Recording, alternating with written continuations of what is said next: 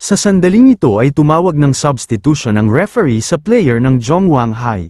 Napalingon naman si Coach Park Song-moon sa kabila dahil hindi nito inaasahan na bigla silang magpapalit ng player. Sa pagpasok naman ni Lee Kang-wei sa court ay ikinatuwa ito ni Lee Dong-wei at si Han Gaeol at kanilang sinabihan si Lee Kang-wei na sa wakas ay nagpa siya na sumali sa kanilang basketball team. Agad naman sumagot si Lee Kang-wei na wala pa siyang napagdesisyonan sa ngayon. Napangiti naman si Lee Dong-wei at pabiro nitong sinabi na naiiyak siya sa tuwa dahil maglalaro si Lee Kang-wei sa kanilang team. Kaya hinawakan niya ito sa likod at maglaro lang siya na may kumpiyansa sa sarili. Dahil dito ay napabuntong hininga si Lee Kang-wei at ito'y napangiti dahil ngayon lang siya ulit makakapaglaro sa loob ng court na may ka-team. Sa oras naman na ito ay ipinasa na ni Lee Dong-wei ang bola kay Lee Kang-wei. Nagsimula na siyang tumakbo at mag-dribble, pero napasabi na lang ito sa kanyang sarili napakatagal na din ng panahon na siya ay natigil. Para bang awkward ang paglalaro pagkatapos ng ilang dekada. Sa kabilang banda ay naging seryoso naman si Choi Il-rak habang nakafocus ang tingin nito kay Lee Kang-wei. Agad naman dinipensahan siya ng lalaking number 2 at pangmamaliit nitong sinabi sa kanyang isipan na magiging pro ba talaga siya. Isa pa ay napakaliit niya parang walang alam sa basketball at hindi man lang mukhang 170 cm ang tangkad nito. Ngunit ang iniisip ngayon ni Lee Kang-wei, kung ano ang dapat niyang gawin sa ganitong mabagal na sitwasyon ng laro. Sa nakikita naman ng lalaking nakabantay sa kanya ay kung ano ang iniisip niya. Sa mga panahong tulad ng ganitong pressure sabay hinaras niya itong dinipensahan. Subalit sa ginawa nito ay biglang nag-dribble si Lee Kang-wei at isang malupit na behind the back na dribble ang ginawa niya kaya nakalusot ito. Sa kabilang banda sa nasaksihan naman ng player ng Yuzhan High ay ikinabigla nila at napanganga na lang ang isa dahil mabilis ito at ganun lang niya nalusutan ang teammate nila.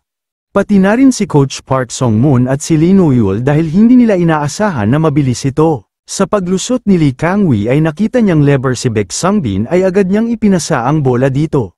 Sa pagsalo naman nito ng bola ay isang jump shot ang ginawa nito at matagumpay niyang naipasok ang bola. Ikinatuwa naman ito ni Baek Sungbin dahil sa pasa ni Lee Kang-wei na agad naman sinabi nito na nice shot. Kaya dahil dito ay naging interesante si Lee No-yeol kay Lee Kang-wei dahil parang may tinatago siyang husay. Sa oras naman na ito ay hawak ng lalaking number 8 ang bola at nagbigay ng signal ito kay Duman para sa screen. Kaya agad itong ginawa ni Duman sabay umatake ang number 8. Sa kanilang ginawang pick and roll ay nalito ang dalawang player ng Jongwang High hindi nila alam kung ipapasa ba niya ang bola kay Duman. Dahil dito ay naging libre ito kaya hindi ito nagdalawang isip para e-shoot ang bola. Subalit sa kanyang pag-shoot ay hindi naman pumasok ang bola kaya naghanda na si Lee Dong-wei at si Duman para sa rebound. Ikinadismaya naman ito ni Lee No-yeol dahil nag-missed pa ito kung kailan libre siya. Sa sandaling ito ay tumalon na rin ang dalawa at nagawang makuha ni Lee Dong-wei ang bola. Sa kanyang pag-rebound ay agad niya itong ipinasa ang bola.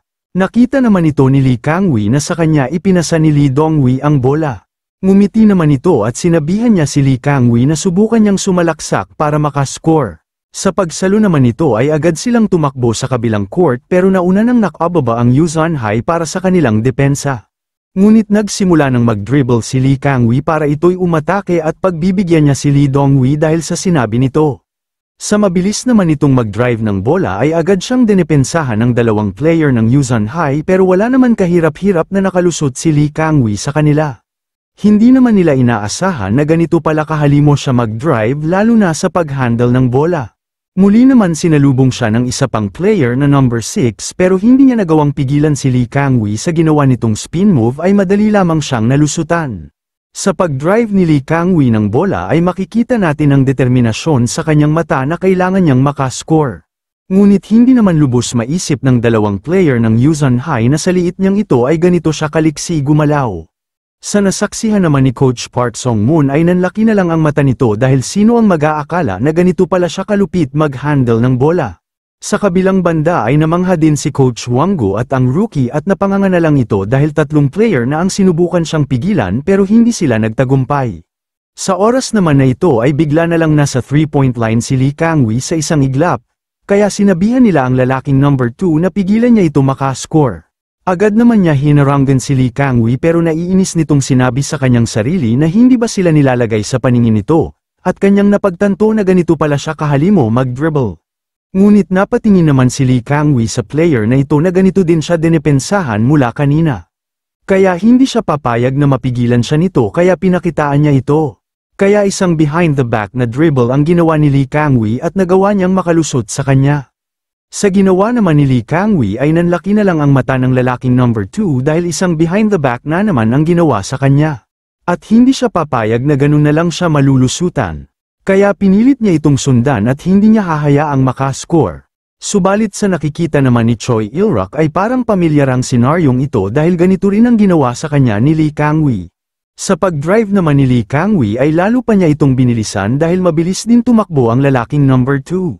Pero bigla naman itong tumigil sa pag-drive at isang crossover ang ginawa ni Lee Kangwei na ikinabigla ng lalaking nagbabantay sa kanya. Sa kabilang banda ay napangiti naman si Coach Wang Gu sa ipinamalas ng batang ito. Pero si Duma naman ay hindi niya inaasahan na may player pa silang ganito kahalimo mag-handle ng bola. Si Choi Il-rak naman ay namangha ito dahil sa skills ni Lee Kangwei. Sa pangyayaring ito ay nanlaki na lang ang mata ng lalaking number 2 dahil bumagsak siya sa sahig dahil hindi nito inaasahan na isang crossover ang ginawa sa kanya. Dahil dito ay nagawang makalusot ni Lee Kangwei at wala nang nagawa pa ang lalaki kundi pagmasdan na lang niya ito. Sa nangyari sa kanya ay hindi nito matanggap dahil bumagsak siya sa sahig kaya nakaramdam ito ng hiya sa sarili. Sa sandaling ito ay tumalo na si Lee Kangwei at isang layup ang ginawa niyang pag-score. Nagwika naman ang player ng Yuzhan High na parang hindi siya rookie at isa pa ay hindi nila matanggap na parang pinaglaruan lang sila ng todo. Sa ginawa naman ni Lee Kangwei ay namangha si Lee Dongwei at sinabihan niya ito na nagawa niyang naipasok ang bola sa kanyang pag-layup dahil ang akala niya ay sasablay ito. Pero sa sinabi naman nito ay nainis naman na sumagot si Lee Kangwei ng pasiga, na madali lang sa kanya ang pag-layup dagdag pa nito na ano sa akala niya ay isa ba siyang baguhan. At kanyang sinabihan din si Choi Il-rak na dapat ganun din ang ginawa niya noon nang sila ay naglaban ng one-on-one. Ikinabigla naman ito ni Choi Il-rak kaya pinapakalma niya si Lee Kangwei dahil tumatahol na naman ang alaga niyang aso. Dahil dito ay lalong nabuwisit si Lee Kangwei sa sinabi sa kanya nito. Subalit natawa naman si Lee Nuyul at sinabihan niya ang coach nito na nakita ba niya ang ginawa ng batang yun na siya ay hindi ordinaryong rookie. At iminungkahi niya na inilabas na nila ang secret weapon nila kaya paano kung hayaan siya nitong maglaro. Pero hindi naman siya pinayagan ng coach nitong maglaro kaya manatiling na lang daw siyang manood. Sa ipinahayag ng kanyang coach ay labis naman na ikinadismaya ito ni Lee Nuyul dahil hindi pa rin siya pinaglaro. Sa mga oras na ito ay nasa 1 minute 17 seconds na lang ang natitira nilang oras at lamang sila ng 6 na puntos. Wika naman ng player ng Jongwang High na kamangha-mangha ang ginawa ni Lee Kangwei kahit na wala si Choi Il-rak ay nagagawa nilang sumabay para makascore. At ginagawa nila ang kanilang makakaya para ipanalo ang kanilang laro. Sa sinabi naman ng dalawa ay nandilim ang itsura ni Choi Il-rak kaya tinignan niya sila ng matalim na tingin dahil parang sinasabi nila na para hindi na siya kailangan pang maglaro. Dahil dito ay pinagpawisan naman ng isa at napahawak ito sa ulo at agad niyang sinabi na syempre kung sasali si Choi Il-rak ay lalo silang lalakas. Ang iniisip ngayon ni Lee Dongwei ay natutuwa naman ito dahil ang batang ito ay inaasahan niya na babagay siya sa kanilang estilo ng basketball. Ngunit ito ay parang isda na pabalik sa tubig. Sa oras naman ito ay nakuha ni Lee Kangwei ang bola kaya agad itong nag-drive. Naging alerto naman ang Yuzhan High dahil siya na naman ang may hawak ng bola kaya hinabol nila ito para depensahan. Subalit hindi naman lubos maisip ng lalaking number 17 na bakit ganito na lang siya kabiles. Sa pagkakataon naman na ito ay tumakbo na din ng mabilis si Baek Sungbin para sa pass break. Muli naman napaisip si Lee Kangwei. Noong middle school pa siya na parang siya lang ang tumatakbo mag-isa. At naalala nito noon ang sinabi sa kanya ng dati niyang coach na kung siya ay sumalaksak lang ng maaga ng ganun ay paano ang iba. Kaya tumingin muna siya sa paligid kapag sinubukan niyang tumakbo. Pero napagtanto niya na dito ay lahat sila ay sumasabay sa kanyang tempo at di tulad sa dati niyang team. Kaya nung siya ay nagsimulang umatake ay parang sabay silang lahat sa pagtakbo. Ang pagtakbo ng magkasama ay lumilikha ng espasyo kaya madali lamang na makakagawa ng magandang play. At siya ay nakatingin sa kanyang direksyon ay walang nakaharang sa dinaranan niya. Kaya ito ang pagkakataon niya. Na parang ito ay runway na lumilipad na eroplano na walang ibang nakaharang kundi ang hangin lang. Dahil dito ay lalo pang binilisan ni Lee Kangwei ang pag-drive nito at hindi niya iniisip ang kanyang mga kalaban. Sa paghakbang nito sa tamang metro ay agad itong tumalon at isang layup ang ginawa nito. Ito ay isang running build ng kanyang mga kasamahan para sa kanyang pagtalon. Sa kabilang banda ay napanganganalang si Lee Noyul sa ginawa ni Lee Kangwei dahil para itong hindi rookie kung maglaro. Sa pag-layup naman ni Lee Kangwei ay matagumpay niyang naipasok ang bola kaya nadagdagan na naman ang kanilang score. Dahil dito ay nilapitan siya ng kanyang kasamahan at hinawakan, kitang-kita sa kanilang mga itsura na labis ang kanilang tuwa. Nanlaki naman ang mata ni Lee Kangwei. Dahil ito ang tinatawag ng Zhongyuan High na run at gun. Sa isipan nito kung maglalaro siya ng basketball dito, ay kaya ba niya talagang umangat ng mas mataas? At itinanong nito sa kanyang sarili na sa muli nilang pagkikita ng taong tumalo sa kanya dati ay magagawa na ba niyang matalo at malampasan ito. Sa kaganapang ito ay ikinatuwa ni Coach Wang Gu ang resulta ng kanilang laro dahil sigurado na sila ang mananalo dito kahit na isang scrimmage lang ito ay mahalaga pera nito sa kanila. Sa labas naman ng court ay maririnig natin ang pagpito ng referee na natapos na ang kanilang laro. Sa pagtapos ng fourth quarter ay tapos ang kanilang score sa 78 hanggang 70 kaya nakuha ng Zhongyuan High ang panalo. Nagsaad naman ang player ng Zhongyuan High na nasa bench na magaling ang kanilang ginawa kaya sa pagsusumikap nila ay sila ang nanalo. Sa oras naman na ito ay nagkamayan ng dalawang coach dahil dito na nagtatapos ang kanilang scrimmage. Nagpasalamat naman silang dalawa sa isa't isa dahil sa magandang laban na ipinakita ng kanilang mga player. Wika pa ni Coach Park Song-moon na ito ay isang magandang karanasan para sa kanilang freshman. At lalong lumakas ang Zhongyuan High ngayong third year na si Lee Dongwei. At nakakuha din siya ng ilang mahuhusay na player ngayong unang taon. Ngunit nilapitan naman ni Kang Han Gaeul si Choi Il-rak at itinanong nito kung ayos lang ba ang injury nito sa kamay na agad naman sumagot si Choi Il-rak na ayos lang. Bigla naman lumapit si Baek Sungbin kay Lee Kangwei sabay inakbayan niya ito at sinabihan niya ito na halimaw siya sa pag-handle ng bola. Pero nadismaya naman si Lee Kangwei dahil sa naamoy nitong malakas na putok mula kay Baek Sungbin. Ngunit sumagot naman si Coach Wang Gu na hindi rin madali ang Yuzhan High, kung si Lee Noyul ang naglaro ngayon, ay hindi nila alam kung ano ang kakahinatnan ng kanilang laro. Natawa naman si Coach Park Song-moon nito inapahawak ito sa ulo kaya ipinahayag na lang nito na wala pa sa 100% ang kondisyon niya kaya hindi niya ito pinaglaro. Muli naman nagsaad si Coach Wang Gu na kaya pala at maghaharap na lang ulit sila sa susunod na pagkakataon. At makikita naman natin ang dalawa na nagyakapan matapos ang kanilang laro. Itinanong ni Lee Dongwei kay Duman kung ilang ang splits ang kanyang training na ginagawa na agad naman sinabi ni Duman na 2 beses at yun lang kanyang may rekomenda sa kanya. Dapat ba akong gumawa ng 2 hati? Muli naman nagsalita si Lee Dongwei kung totoo ba ang sinabi nito kung gayon ay gagawin din niyang 2 beses ang pag-training nito dahil ang kanyang box out ay bumuti kaya niya ito tinanong. Subalit sinabihan naman silang dalawa ni Kang Han Gaeul na kailangan ba nilang mag-usap habang sila ay magkayakap ng ganyan. Kung silang dalawa ba ay may tinatagong relasyon at kung sino sa kanila ang babae at lalaki. Sa kabilang banda ay biglang may tumawag kay Lee Kangwei kaya ito'y napalingon sa kanyang likod.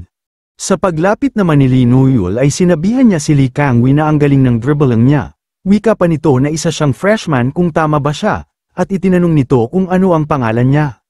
Agad naman sumagot ito na siya si Lee Kangwei na isang first year. Kaya ikinatuwa naman ito ni Lee Noyul. Ikinagagalak niyang makilala si Lee Kangwei at siya naman ay si Lee Noyul isang third year captain ng Yuzhan High. Dahil dito ay sinabi ni Lee Kangwei sa kanya na siya ay isang kapitan pero bakit hindi siya naglaro ngayon? Agara naman sumagot ito na oo at sa susunod ay maglalaro na siya kaya magkita na lang ulit sila sa final game. Ngunit marihin naman na naipinahayag ni Lee Kangwei na saan sila maghaharap muli. Muli naman ipinahayag ni Lee Noyul na sa Federation President's Cup na lang sila magkita. Sa tinura nito ay naging seryoso naman si Lee Kangwei dahil sa Federation President's Cup sila magharap. Dagdag pa ni Lee Noyul na kahit hindi sila magkita sa prelims at magkikita silang lahat na matataas na team kaya sila ay humanda dahil siguradong mananalo ang Yuzhan High. Sa tinura nito ay bahagyang natahimik si Lee Kangwei dahil iniisip nito kung ano ang kanyang sasabihin. Ilang sandali lamang ay nagsaad ito na hindi na siya masyadong naglalaro dahil medyo matagal na siyang natigil sa paglalaro. Dahil dito ay napatigil si Lee Noyul sa paglalakad nito at pumasok sa kanyang isipan kung totoo man yun ay bakit ganun siya kagaling maglaro. Pero sarkastiko naman na sinabi ni Lee Kangwee sa kanya na kahit na ganun ay kung maghaharap man sila sa susunod hindi sila magpapatalo. Napangiti naman si Lee Nuyul dahil magiging masaya ito kaya magkita na lang sila sa nationals kaya ito'y nagpaalam. Sa oras naman ito ay napabuntong hininga si Lee Kangwee dahil sa wakas natapos din ang kanilang usapan. Sa narinig naman ni Lee Dongwee ay ikinatuwa naman niya ito at hinawakan niya sa balikat si Lee Kangwee. Sinabihan niya ito na sa susunod ibig sabihin ay magpapatuloy siya sa paglalaro ng basketball sa kanilang team. Sa narinig naman ni Lee Kangwee ay hindi niya lubos maisip na nasabi niya ang ganung bagay. Lumapit naman si Baek Sungbin at kanyang kinumpirma kung totoo bang kasali na siya sa kanilang team. Pero magpapaliwanag sana si Lee Kangwee. Ay biglang nagsalita si Choi Il-ruk. At pang-aasar nitong sinabi na hindi pwede ang pandak na player sa kanilang team. Dahil dito ay sinigawan niya si Choi Il-ruk kung ano ang sinabi nito. Sa kanilang pag-uusap naman ay labis naman ang saya ang puso ni Coach Wanggo dahil tuluyan ang napasali sa kanyang team ang batang ito. Kaya agad niya itong binati sa kanilang Jongwang High basketball team. Subalit sa oras naman na ito ay umuusok sa galit si Lee Kangwee at hinamon niya itong maglaro ulit sila ng one-on-one. Pero sumagot naman si Choi Il-ruk ng nakakaluko na magpalaki muna ito bago sila ulit magharap.